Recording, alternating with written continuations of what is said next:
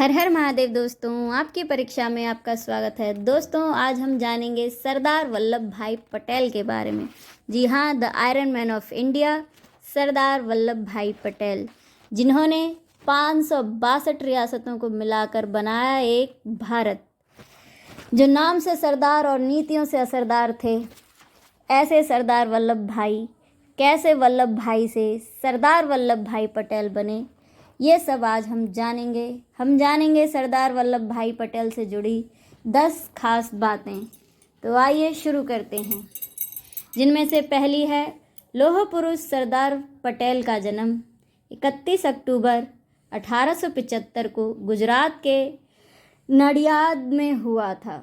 वे खेड़ा जिले के कारमसद में रहने वाले झावेर भाई और लाडबा पटेल की चौथी संतान थे। 1897 में 22 साल की उम्र में उन्होंने मैट्रिक यानी कि 10वीं की परीक्षा पास की थी। वल्लभ भाई की पत्नी का नाम था झबेरबा पटेल। जब सिर्फ 33 साल के थे तब उनकी पत्नी का निधन हो गया था।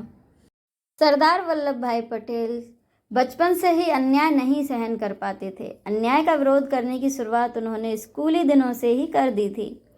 नडियाद में उनके स्कूल के अध्यापक पुस्तकों का व्यापार करते थे और छात्रों को बाध्य करते थे कि पुस्तकें बाहर से न खरीदकर उन्हीं से खरीदें। वल्लभ भाई पटेल ने इसका विरोध किया और छात्रों को अध्यापकों से पुस्तक न खरीदने के लिए प्रेरित किया। परिणाम स्वरूप अध्यापकों और विद्यार्थियों में संघर्ष छिड़ गया। 5-6 दिन स्कूल बंद रहा। अंत में जीत सरदार की हुई। अध्यापकों की ओर से पुस्तकें बेचने की प्रथा बंद हुई। तो ये थी सरदार पटेल की पहली जीत। सरदार पटेल को अपनी स्कूली शिक्षा पूरी करने में काफ़ी समय लगा। उन्होंने 22 साल की उम्र में 10वीं की परीक्षा पास की। सरदार पटेल का सपना था कि वह एक बेहतर वकील बने और अपने इस सपने को पूरा करने के लिए उन्हें इंग्लैंड जाना था, लेकिन उनके पास इतनी आर्थिक साधन नहीं थे कि वे एक भारतीय महाविद्यालय में प्रवेश ले सकें। उन दिनों एक उम्मीदवार व्यक्तिगत रूप से पढ़ाई कर वकालत की परीक्षा में बैठ सकता था। ऐसे में सरदार पटेल ने अपने परिचित वकील से पुस्तकें उधार लीं और घर पर ही पढ़ाई शुरू कर दी। अब बात करते हैं कि वल्लभ भाई पटेल कैसे बने सरदार वल्लभ भाई पटेल। तो बात है 1928 की, जब बारदौली सत्याग्रह शुरू हुआ। इसका नेतृत्व कर रहे थे पटेल। बारदौली के सत्याग्रह में अंग्रेजों ने किसानों पर 30% टैक्स बढ़ा दिया था। इसी के समाधान के लिए किसानों ने वल्लभ भाई पटेल से संपर्क किया और उनका नेतृत्व करते हुए वल्लभ भाई पटेल ने अंग्रेज सरकार से इसको वापस लेने के लिए बातचीत की।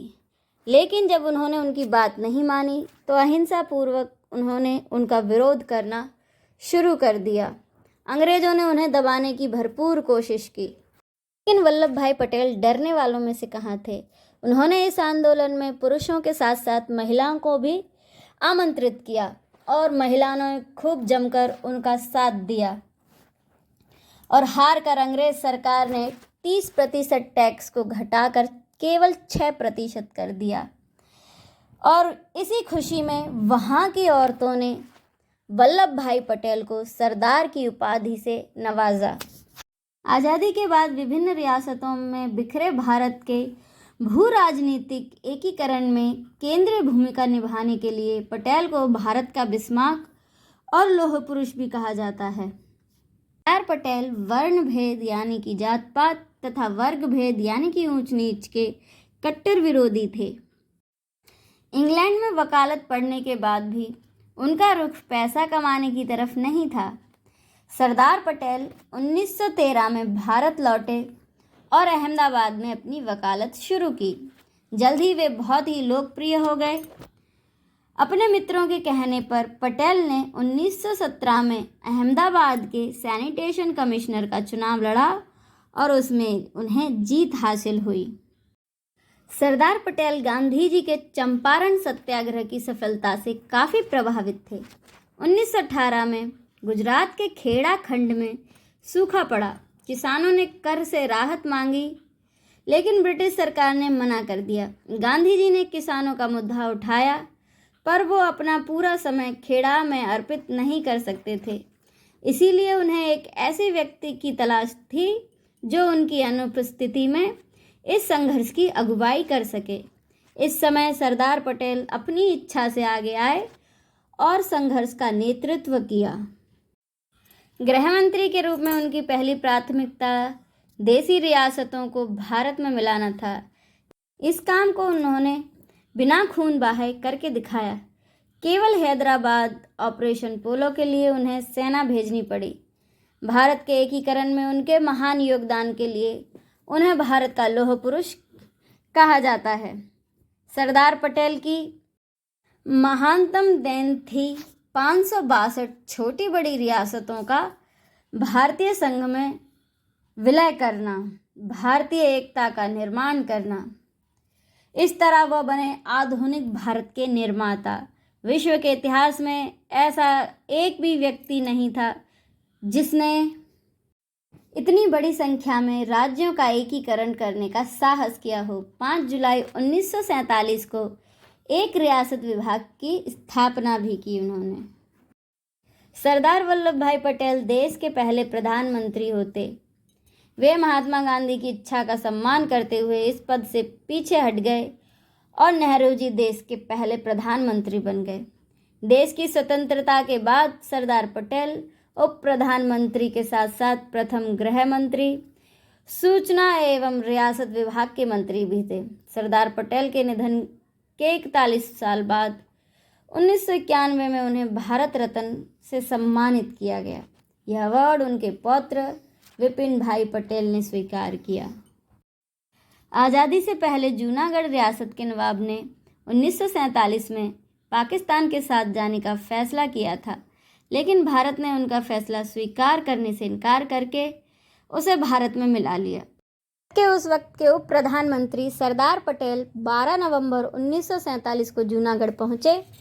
उन्होंने भारतीय सेना को इस क्षेत्र में स्थिरता बहाल करने के निर्देश दिए और साथ ही सोमनाथ मंदिर के पुनर्निर्माण का आदेश भी दिया।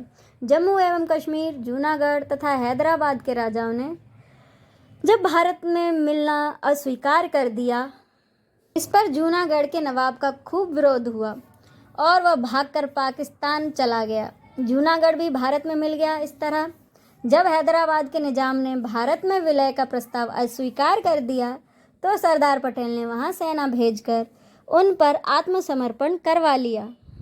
लेकिन कश्मीर पर यथायथ स्थिति देखते हुए इस मामले को अपने पास रख लिया।